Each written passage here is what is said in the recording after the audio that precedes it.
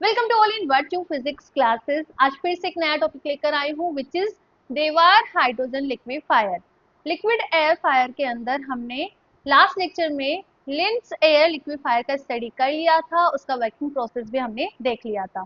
So now देवार hydrogen liquefier का study करने की जरूरत क्यों पड़ी?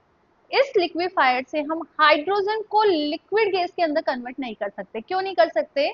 बिकॉज हाइड्रोजन का टेम्परेचर इन्वर्जन बहुत कम होता है विच इज माइनस का 80 डिग्री सेल्सियस तक। ठीक है, इसके साथ साथ ही जब आपको इसको लिक्विड के अंदर कन्वर्ट करना है दैट टाइम इसका टेम्परेचर बॉयल टेम्परेचर से भी कम होना चाहिए which is 177 degree Celsius, minus का 177 डिग्री सेल्सियस तक। ठीक है, तो इतना कम टेम्परेचर लिंस एयर लिक्विफायर से अचीव करना पॉसिबल नहीं था।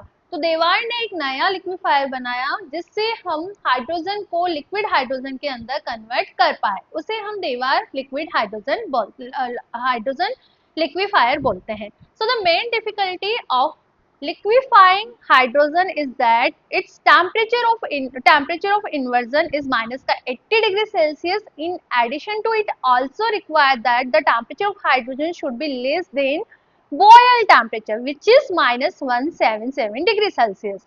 Okay, for the liquefaction of the hydrogen, and the boiling point of the air is minus का 190 degree Celsius. तो यदि आपको इसको लिक्विड के अंदर कन्वर्ट करना है तो you have to achieve the temperature minus का 200 डिग्री सेल्सियस, तब ये आपका बॉइलिंग पॉइंट से कम टेम्परेचर हो पाएगा और ये लिक्विड के अंदर कन्वर्ट हो पाएगी। ठीक है, तो इसका क्या एक्सपेरिमेंटल प्रोसेस है वो अभी देख लेते हैं।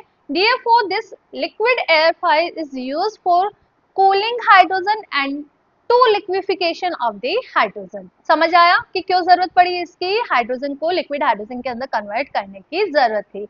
तो सबसे पहले आप इसका एक्सपेरिमेंट देखो, एग्जाम में आता है, कई बार आया हुआ है। आपको ये डायग्राम बनाना है और एक बहुत छोटी सी प्रोसेस है। सबसे पहले आपको प्योर हाइड्रोजन लेना है। ठीक है, उस प्योर हाइड्रोजन को पास करवाना है इस कूलिंग बॉक्स से। इस कूलिंग बॉक्स में एक स्पाइरल ट्यूब रखा हुआ है जिसे हमने आर से रिप्रेजेंट करा है। This is regenerative coil. ठीक है, ये रीजनरेटिव कॉइल से हाइड्रोजन को हमें यहाँ पे पास करवाना है। जैसे ही रीजनरेटिव कॉइल से ये पास होगी तो इसका टेम्परेचर क्या हो जाएगा, डिक्रीज हो जाएगा। इस रीजनरेटिव कॉइल से पास होने के बाद इसको हमें अलाउ करना है कि ये tube A, spiral tube B और स्पाइरल ट्यूब सी से पास होए। स्पाइरल ट्यूब ए को एक चैम्बर में रखा हुआ है जहां पर लिक्विड एयर फिल्ड है। ठीक है, जैसे ही ये ट्यूब ए से पास होगी तो उसका टेम्परेचर डिक्रीज हो जाएगा माइनस का 170 डिग्री सेल्सियस तक। इसके बाद इस गैस को अलाउ करवाया जाता है by the spiral tube B से, जिसे रखा गया है वेपर एयर के अंदर। इसके अंदर भी एयर है बट वेपराइज फॉर्म के अंदर है। ठीक है, तो ये जो ट्यूब बी है वो कहाँ है, ट्यूब बी के सराउंडेड यहाँ पर वेपर लिक्विड एयर फील्ड है। ठीक है, जैसे ही ये ट्यूब बी से पास होगी तो इसका टेम्परेचर और डिक्रीज हो जाएगा और माइनस 200 डिग्री सेल्सियस तक हमें टेम्परेचर फाइंड आउट हो जाता है। नाउ ये गैस अलाउ होती है पास होने के लिए स्पाइरल ट्यूब सी से जहां पे नोजल लगा हुआ है। ये नोजल क्या करेगा, इस गैस को और एक्सपेंड कर देगा। जैसे ही एक्सपेंड करेगा तो इस गैस का टेम्परेचर हो जाएगा माइनस का 250 डिग्री सेल्सियस तक। ठीक है, इस टेम्परेचर पे जो हाइड्रोजन है वो हाइड्रोजन लिक्विड के अंदर कन्वर्ट होना शुरू हो जाएगी और इस कंटेनर के अंदर हम लिक्विड हाइड्रोजन को कलेक्ट कर लेंगे। तो छोटा सा प्रोसेस है, रिपीट कर देते हैं जल्दी से। सबसे पहले जो गैस है वो प्योर लेंगे, फिर कूलिंग बॉक्स से पास होगी जहाँ पे रिजनरेटिव कॉइल है। रिजनरेटिव कॉइल से होते हुए ट्यूब ए, ट्यूब बी और ट्यूब सी से पास करवाना है। ट्यूब ए के सराउंडेड यहाँ पर लिक्विड एयर भरी हुई है। जैसे ही ये ट्यूब ए से पास होगा तो माइनस 70 डिग्री सेल्सियस तक इसका टेम्परेचर डिक्रीज हो जाएगा। इसके बाद ये ट्यूब बी से पास होने के लिए अलाउ होती है। ट्यूब बी के surrounded vapour liquid air field है, दैट्स वाई इसका टेम्परेचर माइनस का 200 डिग्री सेल्सियस तक कम हो जाता है। उसके बाद ये स्पाइरल ट्यूब सी से पास होती है जहाँ पे नोजल लगी हुई है। ये नोजल से ये गैस एक्सपैंड हो जाएगी, एक्सपैंड होकर माइनस का 250 डिग्री सेल्सियस तक इसका टेम्परेचर डिक्रीज हो जाएगा। इस टेम्परेचर पे जो हाइड्रोजन है वो लिक्विड के अंदर कन्वर्ट हो जाएगी और इस दीवार फ्लक्स के अंदर हम उस लिक्विड हाइड्रोजन को कलेक्ट कर लेंगे। आई होप सो ये प्रोसेस आपको समझ आ गई होगी। तो हम अब इसको लिख लेते हैं कि हमें एग्जाम में कैसे लिखना है। Pure hydrogen after passing through the cold water bath G is allowed to enter a liquefier throwing regenerative coil। ठीक है, इसे R से रिप्रेजेंट करा है।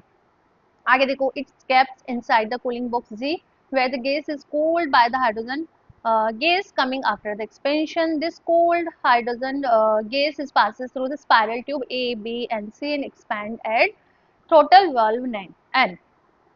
Okay, so the tube A is surrounded by liquid air which maintain the temperature of incoming hydrogen gas at minus 70 degrees Celsius, and tube B is in another box where the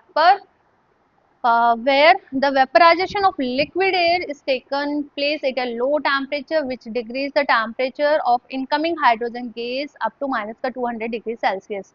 So now this cold hydrogen gas is allowed to expand nozzle N of the tube C where the temperature of hydrogen gas further decreases. And after continuous application of this process, the temperature decreases up to minus 250 degrees Celsius at which hydrogen gas start liquefy and the liquefied hydrogen gas is collect in container या फिर देवार flask. ठीक है, तो इस तरह से liquid hydrogen को अचीव करने के लिए ये प्रोसेस, कंप्लीट प्रोसेस यहाँ पर फॉलो करना पड़ता है। तो मिलते हैं नेक्स्ट लेक्चर में एक नए टॉपिक के साथ। Thank you.